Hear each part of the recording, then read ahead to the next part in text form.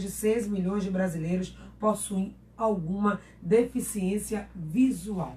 O Saúde no Ar de hoje, portanto, fala sobre esse assunto. E agora, a nossa convidada aqui no estúdio é a médica oftalmologista, a doutora Camila Koch. Bem-vinda ao nosso programa. Obrigada, Patrícia. Bom dia, ouvintes. Talvez para alguns ouvintes seja uma novidade, né? O Abril Marrom. O porquê? Qual a importância dessa campanha? Isso mesmo, Patrícia. O Abril Marrom vem com a intenção de contribuir com a população e conscientizar a população a respeito do cuidado dos olhos. Essa campanha é nova.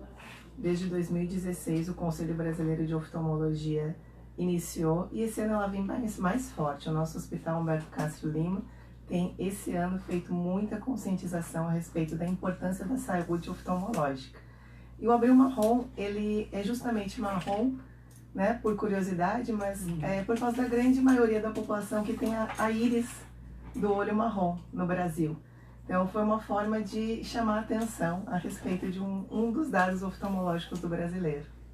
E essa questão da íris, já falando da cor, que foi escolhida pela maior prevalência, né, o maior número de brasileiros com essa tonalidade, mas isso varia também. Aquelas pessoas que têm os olhos mais claros ou os olhos mais escuros, elas vão ter maior sensibilidade. Isso pode ser algum tipo de fator para alguma determinada patologia ou incômodo em relação à visão, doutora? Pode acontecer. As pessoas que têm uma íris mais clara realmente têm uma sensibilidade, uma fotofobia maior. Sim. Isso pode dar desconforto realmente ao longo do dia. Ok, mas para algumas pessoas isso pode se transformar numa patologia, né? A fotofobia. Para que pessoas esse tema é mais comum? Pessoas que usam muito celular, computador, são pessoas que estão mais expostas à radiação, à luminosidade. Então, isso pode trazer mais desconforto nessas pessoas que têm a íris clara. Então, com o passar do tempo, o uso contínuo de computador, celular, e hoje é tão comum, as pessoas praticamente não desgrudam, vivem o tempo todo na sua rotina com o celular. Isso, a longo prazo, vai trazer um dano à visão. Patrícia, principalmente nas crianças. Isso já tem uma comprovação científica. Crianças que usam muitos aparelhos eletrônicos em uma proximidade da face a menor de 40 centímetros têm um risco maior de desenvolver miopia. Então, principalmente na faixa etária infantil, os pais têm que estar alertas a essas crianças e sempre conscientizar eles de que não é correto ficar um tempo excessivo nesses aparelhos eletrônicos próximo à face. Pois é, então em 2016 a campanha começa com esse objetivo de conscientizar a população sobre os cuidados, o que são muito importantes para a manutenção da sua saúde, manter a saúde em dia, a saúde ocular. E que cuidados seriam esses? Falamos sobre o uso excessivo e sem proteção dos aparelhos eletrônicos, mas que outros fatores podem ser considerados de risco para a cegueira? Bom, a intenção maior dessa campanha é conscientizar a população da necessidade de realizar uma consulta oftalmológica de rotina. Por quê? Porque é na consulta oftalmológica que nós conseguimos detectar patologias que muitas vezes podemos evitar a cegueira com um simples exame oftalmológico. Então é essa a grande intenção da campanha, levar os pacientes para o seu oftalmologista para que você consiga medir a sua pressão ocular, para que você consiga medir a sua acuidade visual, ou seja, o quanto que você está enxergando e se você tem como melhorar essa visão de alguma forma, com algum óculos, com alguma lente de contato ou com algum tratamento cirúrgico. Evitar glaucoma, que o glaucoma não progrida, porque o glaucoma é uma doença silenciosa e que é a maior causa de cegueira irreversível no nosso país. E aqui no estado da Bahia existe uma prevalência muito grande de glaucoma. Então, esse é o principal alerta da nossa campanha do Abril Marrom. Além disso, outros exames oftalmológicos que nós realizamos na consulta de rotina são importantes na detecção de doenças da retina. Então, ao realizar o fundo de olho, que é feito toda a consulta com o seu oftalmologista, a gente pode detectar doenças importantes e que podem ser tratadas. Então, essa é a importância. Alerta mesmo para fazer o seu exame de rotina. Nós falamos agora há pouco, né, sobre a questão da importância do exame de mamografia para a detecção de alguns tipos de câncer. Então, o exame também, fazer essa rotina, colocar os exames da área de oftalmologia dentro daquele pacote de exames anuais. Às vezes faz aquele check-up e não coloca a oftalmologia, né? Então, a saúde ocular, a visão é uma função também primordial isso a gente perde ou ficamos com baixa visão é que nos damos conta de como é importante ter cuidado, né, dela. Com certeza. E 60% a 80% das doenças que causam cegueira são previsíveis. Nós podemos tratar. Então, a gente detectando precocemente consegue tratar adequadamente. Isso é um dado muito importante. Então, assim, a nossa visão é um dos sentidos mais importantes que nós temos. E como você bem falou, no dia que você perde, você dá o valor que você tem a ela, né? Então, não vamos chegar a esse ponto. Então, se algumas doenças, o maior número, né, de doenças, elas poderiam ter sido evitadas, poderiam ter sido prevenidas, e por que isso não acontece na prática? O que a gente analisa aí em relação a esse dado, doutora? As pessoas, elas negligenciam, elas não sabem que podem perder a visão, elas até sabem, mas como, enfim, o olho não dói, não está sentindo nada, não está incomodando, vou deixando para lá. O que pode estar como crença determinante para esse tipo de comportamento? Ao meu ver, é isso mesmo que você falou. A pessoa vai deixando aquele exame de rotina, não está sentindo nada, e aí deixa, e quando vai ver, já tem um glaucoma avançado, já tem uma catarata avançada, já tem algum problema de mais difícil controle. É normal da população fazer isso, querendo ou não, né? A gente não pode negar. Aquele exame de rotina, vou deixar para mês que vem, porque eu não estou sentindo nada, eu não estou sentindo nenhuma dor, estou enxergando bem. Mas enfim, não é bem assim que a gente tem que lidar com a nossa saúde. Independente da nossa idade, a gente tem que cuidar. A gente também tem que falar do acesso ao serviço, né? Nós estamos falando de uma especialidade tão complexa, né? Que é a área de oftalmologia.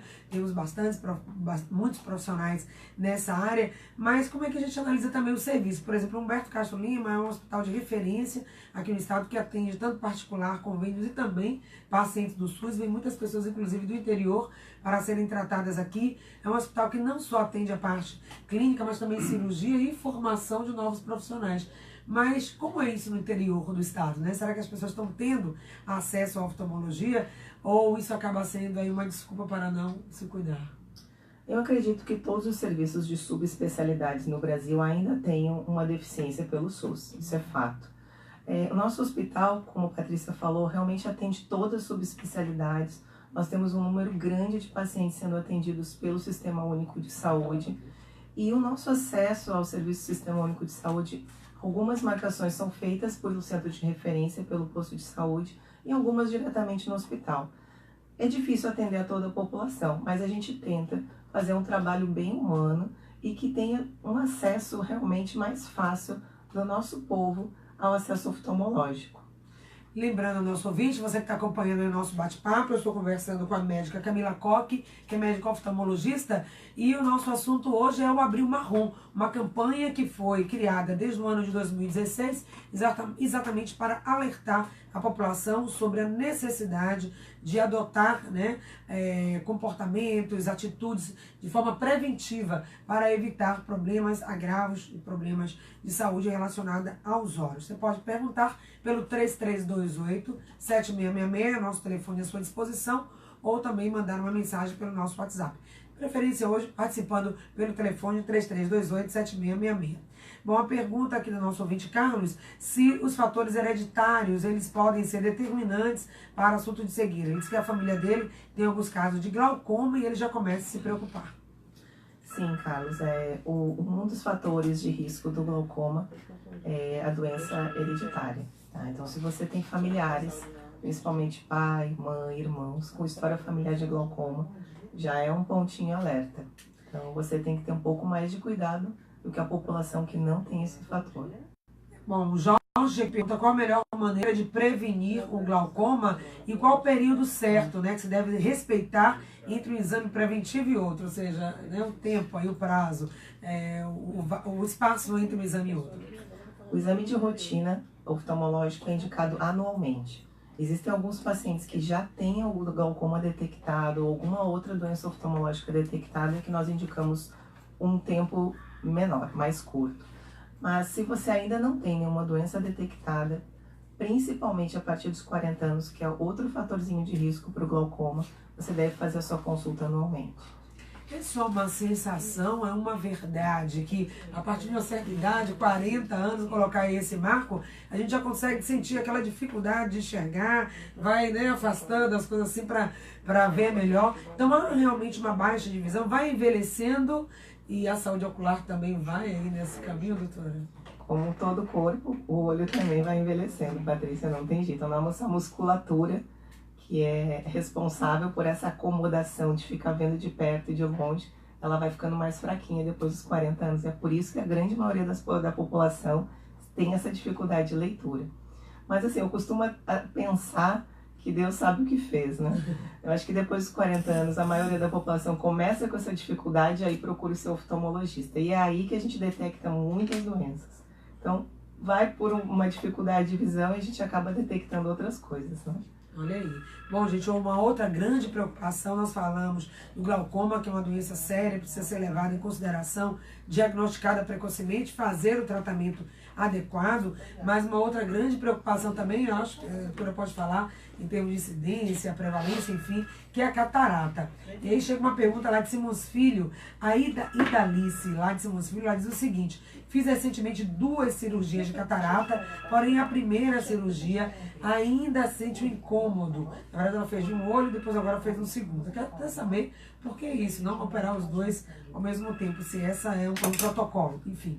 Se esse é um protocolo. Mas ela pergunta, na segunda ela ainda sente muito incômodo, o olho fica inchado e vermelho. O que é que ela deve fazer? E até se isso é normal, é comum. Em relação à cirurgia ser realizadas nos 2 olhos ou em um olho só, realmente é um protocolo. Porque assim, embora o risco de infecção seja muito pequeno na cirurgia oftalmológica de catarata, ele existe. E você tem um risco maior se você operar os 2 olhos ao mesmo tempo. Então é por isso que nós não operamos no mesmo dia os 2 olhos. Exceto crianças que têm algum problema muito grave, que a anestesia geral seria um risco maior do que você submeter a criança a 2 momentos cirúrgicos. Então, alguns casos especiais, mas em adulto, realmente separado. Então, o paciente pode até achar estranho, mas esse é o procedimento, até por uma questão de segurança. Bom, segurança. Depois que faz a cirurgia, o que é esperado? Até nos primeiros momentos, para o ouvinte que já fez recentemente ou vai fazer, até para ele ficar tranquilo. Às vezes nem sempre na consulta isso tudo fica muito claro, ou até fica e depois a pessoa esquece. O que é esperado no pós-cirúrgico da catarata? A cirurgia de catarata, você tem uma possibilidade de melhorar a sua visão bastante. Ele não é um pós-operatório tão complicado na grande maioria dos pacientes. A gente trata com colírios, algumas vezes são necessários medicamentos para ingerir de via oral. O paciente não sente dor durante a cirurgia na grande maioria dos casos. É uma cirurgia que é feita em mãos experientes, tá? A minha especialidade é a catarata, realmente, em 15 a 20 minutos. A gente faz uma troca da lente natural que o paciente tem no olho, que é o cristalino, por uma lente intraocular. E essa lente transparente é que vai oferecer essa visão melhor ao paciente.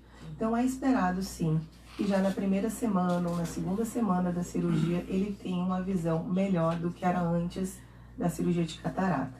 Em relação ao incômodo que a ouvinte comentou, pode acontecer sim de ter algum incômodo, alguma irritação, alguma vermelhidão. Mas se isso estiver lhe incomodando e você estiver achando que está saindo do natural, tem que procurar o médico que lhe operou para lhe orientar. Nada como o exame para lhe dizer exatamente o que está acontecendo. Essa é a dúvida dela. Ela comenta aqui ainda no WhatsApp, tá mandando mensagem, diz o seguinte: é porque a revisão só está marcada para o fim do mês, no dia 30. E ela está com todos esses sintomas. Se a pergunta seria esperar até a revisão, aguardar, entendendo que aquilo é esperado e vai mantendo aí o que o médico mandou, ou não, se pode ser algum sinal de complicação e ela teria que, antes do dia 30, já informar isso a quem operou. Eu costumo avisar os meus pacientes que se houver algum desconforto, que saia do natural e que ele não esteja tranquilo com aquilo, que procure sim antes. Porque se você deixar até o final do mês, e se for alguma coisa que poderia ter sido tratada antes? Então aconselho sim ela a procurar. Ok. Vamos até Simões Filho mais uma vez, agora pela linha 13328-7666. Olá, bom dia. Bom dia. Por favor, baixa só um pouquinho o volume do teu rádio. Quem fala? Alô? Alô? Estamos te ouvindo. Bom dia. Oi, meu amor. A 20. Sim. Eu vi direitinho. Me deram informação que eu lembro para procurar o cirurgião. Sim. Porque eu tenho uma machinha no olho dele. Entendeu? Mas vocês explicaram muito bem já para mim. Aí uma manchinha me incomoda muito, incha a primeira cirurgia. Quando eu olho esquerdo. Aí ele incha, me incomoda. E o segundo não. O segundo ele vai fazer um mês. Tá bom. Mas não me incomoda tanto como o primeiro. Ah, ok, querida. Ela tá ouvindo e tá realmente preocupada, né? Essa manchinha aí no olho, que seria, doutora? Então, pode ser uma manchinha da própria incisão, Ok. que embora pequena, às vezes ela fica aparente, um pouco esbranquiçada na região transparente que é a córnea. Então pode ser essa manchinha que ela tá vendo. Pode ser algum vaso sanguíneo na conjuntiva, que às vezes acontece de ficar vermelho.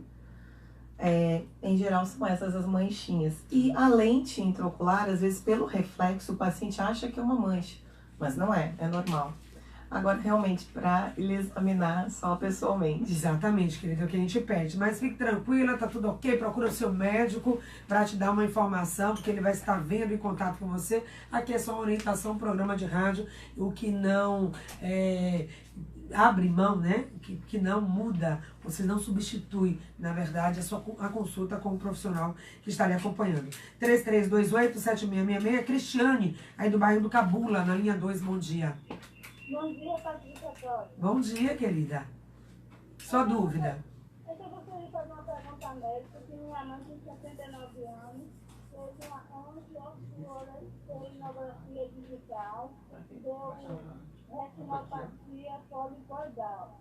A médica passou solicito anti-10, mas tratamento do olho esquerdo. Caso o tratamento não seja realizado em tempo hábil, existe o risco da perda visual permanente. Pelo posto de saúde, a gente não consegue lá no Deste Cachoeira.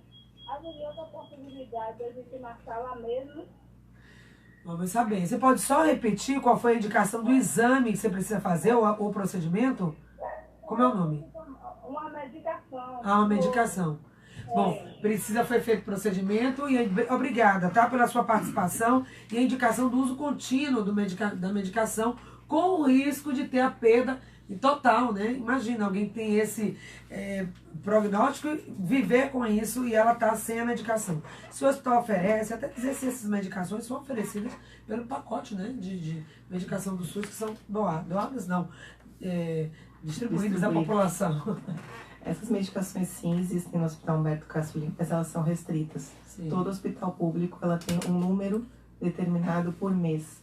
Eu acredito que ela esteja falando de injeções na retina, pelo que ela comentou da história. Então é isso. Eles não são disponibilizados realmente para toda a população que deveria. Existe a possibilidade pelo posto de saúde, se ela está tendo muita dificuldade, ela pode até se dirigir pessoalmente ao hospital e verificar exatamente a cota que existe por mês. Tá? Todas as injeções no hospital são usadas. Nunca é desperdiçado, mas realmente a dificuldade existe. Olha, então eu peço que esse ouvinte, Paloma, entre em contato aí pelo nosso WhatsApp, 996813998, ou volte a ligar e fale aí na linha interna com a Paloma, deixando o telefone de contato, quem sabe. Vamos ver se o Hospital Humberto Castro Lima, que tem também essa sensibilidade, sabe da dificuldade que a população enfrenta, e aos seus 60 anos, esse ano, né, 2019, que o hospital está fazendo. Se puder ajudar essa nossa ouvinte, a gente fica muito agradecida. Voltando a falar sobre doenças de base, já que o nosso assunto aqui é o Abril Marrom Prevenção. O que as pessoas devem estar atentas? Salvador tem muita incidência de luz, o uso de óculos de sol também indicado. O que mais, doutora, pode levar a um problema mais sério? Por exemplo, alguns vírus, bactérias também podem ser causa de cegueira? Podem sim. Eu já ouvi, por exemplo, uma pessoa, gostaria até de checar essa informação, que ficou cega pelo contato muito prolongado com gatos. O que seria isso? A população do Brasil tem muito contato com toxoplasmose, que é uma doença uma doença sistêmica, mas que pode acometer a parte oftalmológica e realmente pode vir a causar cegueira, e principalmente em crianças e durante a gestação. Então é onde a mãe, quando gestante, tem que estar muito alerta à contaminação por toxoplasmose. Em relação à incidência de ultravioleta, realmente Salvador tem uma incidência alta o ano todo.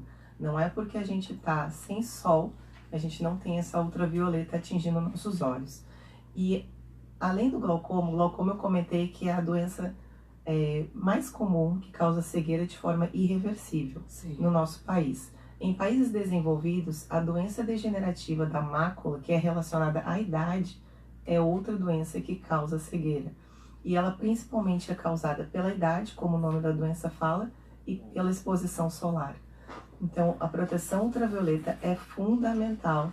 Hoje em dia, é indispensável as pessoas usarem um óculos escuro quando forem ao sol ou quando forem sair à rua, que tenha uma proteção ultravioleta de quase 100% ou mais.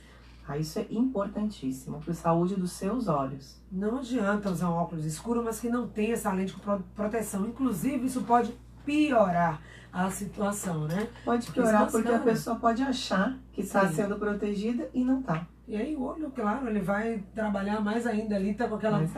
Mais ainda para poder manter a qualidade da visão. Aliás, está na linha 2, quer fazer uma pergunta. Também tem uma pergunta aqui do Jorge sobre os bebês que já nasceram com catarata, se existe um exame específico. E se no Brasil o exame do olhinho funciona. Daqui a pouco a gente te responde, tá, Jorge? Eliette, bom dia. Bom dia, Patrícia. Bom dia, doutora. E bom dia a todos. Sua doutora, dúvida. o que é glaucoma de ângulo congênito? E quais são os sintomas que a pessoa sente, né? Qual o tratamento? É cirúrgico e tem glaucoma de ângulo congênito fechado? Existem, na verdade, acho que você está falando de dois glaucomas. Existe o glaucoma congênito e existe o glaucoma de ângulo fechado. O glaucoma de ângulo aberto é o que a grande maioria da população tem. O glaucoma de ângulo fechado, sim, ele tem tratamento e deve ser realizado, porque é uma das formas de evitar cegueira. Através de um laser ou às vezes cirúrgico, é feita uma abertura na íris, tá? E a gente consegue com que o humor aquoso, que é um líquido que tem atrás do olho, passe por essa abertura que nós fazemos da íris e evite uma crise de glaucoma agudo, que realmente pode levar à cegueira. Então, se você tem glaucoma de ângulo fechado, procure o seu oftalmologista, porque através de um exame chamado gonioscopia nós podemos detectar esse glaucoma e através desse laser nós podemos evitar que você tenha uma crise de glaucoma agudo.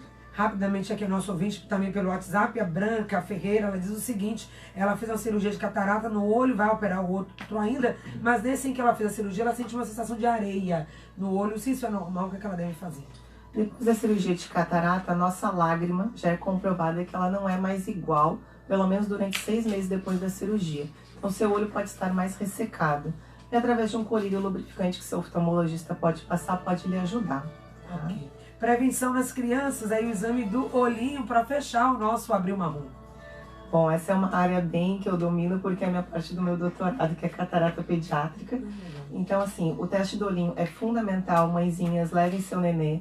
Primeiro mês de vida, principalmente, que é onde a gente detecta glaucoma congênito, que a outra ouvinte tinha comentado, catarata, alguns tumores intraoculares e que eles precisam ser tratados de imediato. A catarata congênita tem tratamento, sim. Alguns pacientes não têm indicação de imediato, tem indicação de acompanhamento, aí vai depender do caso, da situação. Mas se houver necessidade cirúrgica e dependendo da intensidade da catarata, a gente opera crianças até com 1 mês, 2 meses de idade, para ter um prognóstico visual melhor.